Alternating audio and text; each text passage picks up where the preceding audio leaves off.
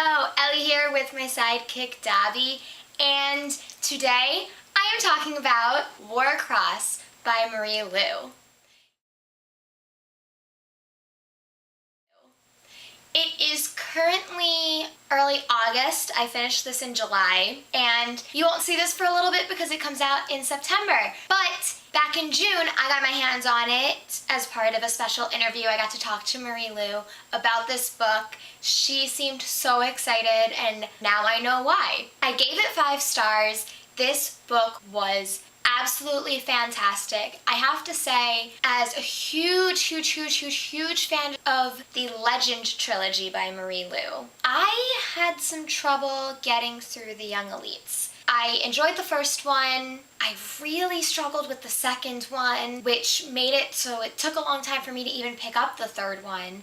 And when I finally did, I enjoyed it, but not as much because I'd literally forgotten half of what happened in the second one. But as I was reading this one, I remember just thinking, this is what I love about Marie Lu. This is the Marie Lu that I absolutely adored. It was like reading Legend all over again. I loved this book. In case you don't know, Warcross follows a girl named Emeka who is a bounty hunter, and she's kind of having trouble with money. Her mother left her when she was a baby, and she grew up with just her father, who unfortunately passed away a few years ago. So she's been on her own for a while now. She lives with a friend, and they're having trouble paying rent. She's a bounty hunter because there's so much crime that the police just don't have time for some people. And so she goes out and tries to find them and gets a reward. She's also an amazing hacker. Warcross is a game that came free with these new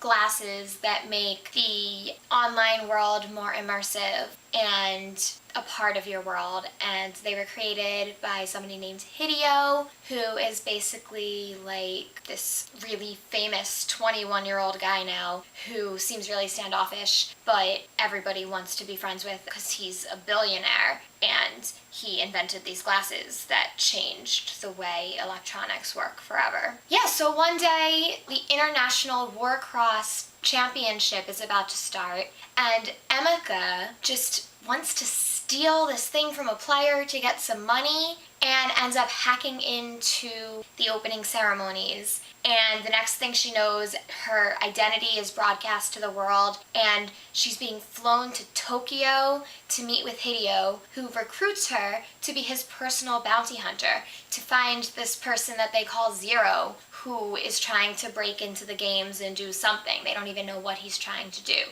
But now she is being thrown into the International Warcross competition as a secret spy for Hideo to try to track down who this other hacker is. And chaos ensues, and it was great. There were some twists and turns. There were things that I almost saw coming but didn't see coming. I loved this adventure so much, and I can't wait for everybody to read it. Like I said, I did give it 5 stars. I loved Emeka. I loved being inside her head and going on this adventure with her. I could really see where she was coming from with all of her decisions, even if I didn't 100% agree with them myself. And I loved the people that she met, and I loved solving this crime, I guess, with her. And it was just so much fun. I'm so excited for everybody to read this book.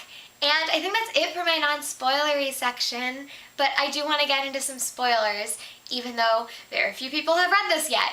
But by the time I post this video, more people will have. Yay! So yeah, spoiler time. If you haven't read it, go check it out and then come back, okay? Okay, bye.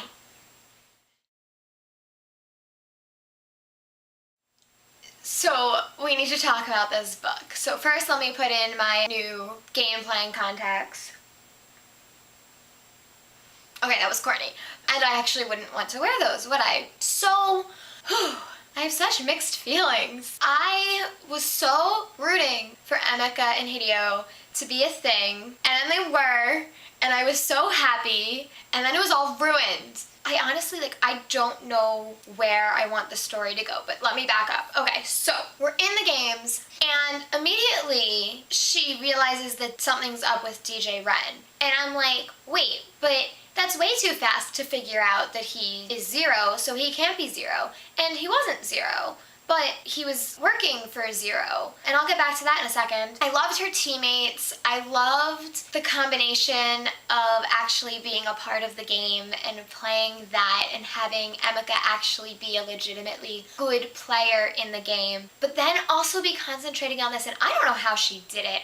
I don't know how she was literally thinking about her job and helping Hideo while literally in an international championship game. How do you split your brain like that? But I guess all she had to do was like grab DJ Ren. I will say that almost, I think I wrote down the page 267, just shortly after we hear the story of Suzuki and we find out that he doesn't know that he's dead. He never saw the body, they never found the body, they don't know what happened.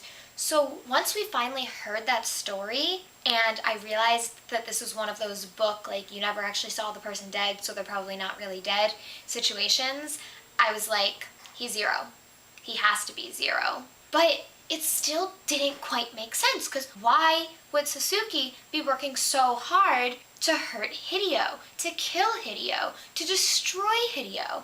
And why was he hiding all this time? What is going on? And I still have some of these questions, but not all of them. The other thing is when she goes to Hideo and is like, go leave this place. And he was like, I can't, it's hard for me to leave you behind. And I was like, oh, that's cute, but you gonna die, boy. So just go. And then when he told her to leave, of course, this is before we knew the truth about what was going on. And then he tells her to leave, and I'm like, wait, so she wants you to leave, and you want her to leave, so just leave together.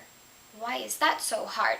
And of course, it turns out because Hideo didn't really want any of the things he seemed to want. He wanted to control the entire world, which I will get to in a second. I will say, I did not trust Hideo the entire book. I didn't not trust him, but I didn't trust him. Like, I was totally rooting for him and Emika and all that, but like, there was a certain point when I was like, could he be Zero? But then why would he hire her to search for himself unless he's thinking that if he's close to the investigation, then he'll be a suspect or he'll know if he's becoming a suspect. But at the same time, nobody would have suspected him because he's the only one that's looking for Zero.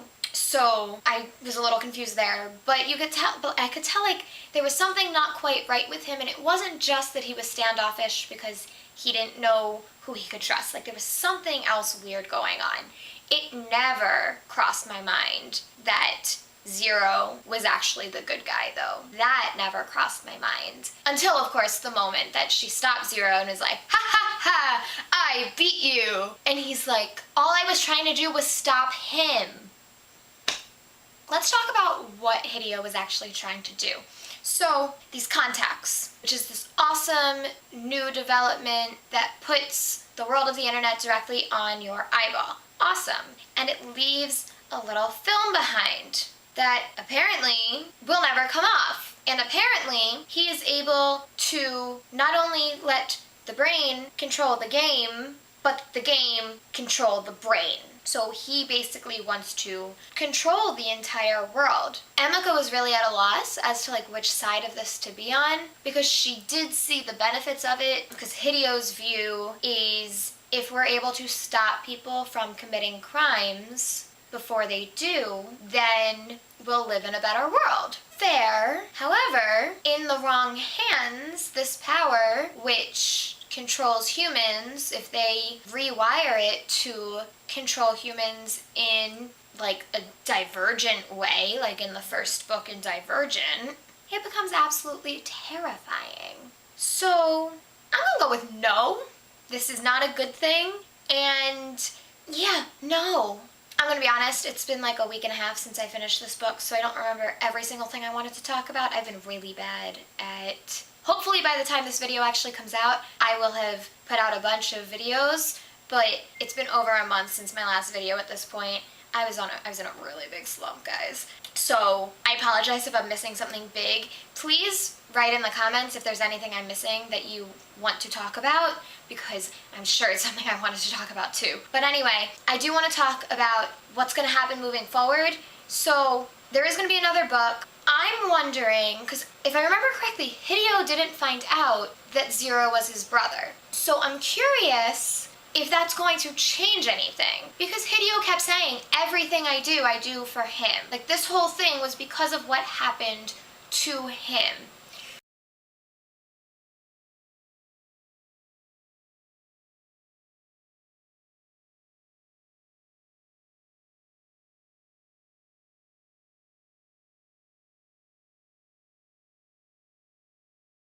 So Tristan, or whatever his name was, I can't find it right now, who was like really mean to her the whole time, but then it turns out he was another one of Hideo's bounty hunters.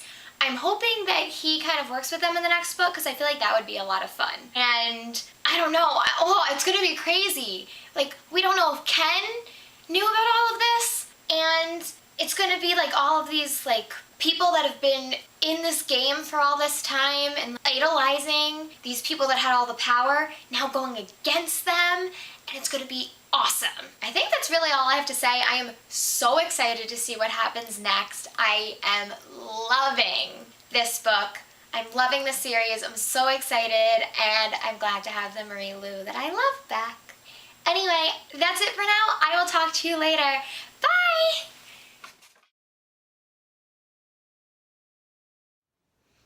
Hey, Ellie and Dobby here. Like the video? Come subscribe. Do it right now. Click it.